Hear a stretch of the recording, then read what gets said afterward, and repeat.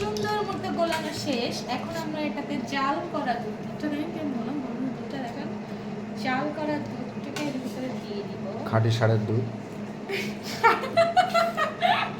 খাঁটি ষাঁড়ের দুধ।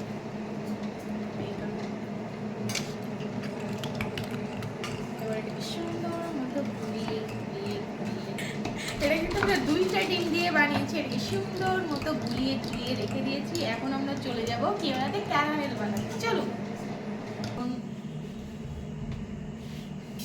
চিনিগুলোকে ঢেলে দিলাম। একটু পজ করে দেবেন। কি করবো হ্যাঁ, আর ভারী ধরতে এখন ভিডিও পেয়েছেন না কি ফাল।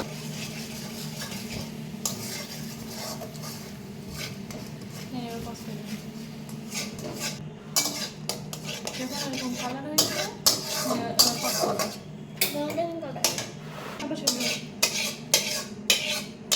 একটু কাছে এসে দেখাচ্ছে, এটা না আসতে দেখা যায়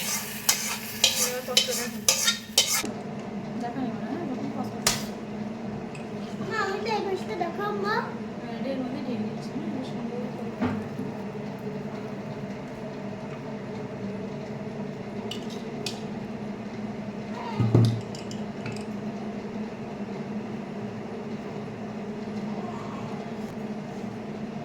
হালকা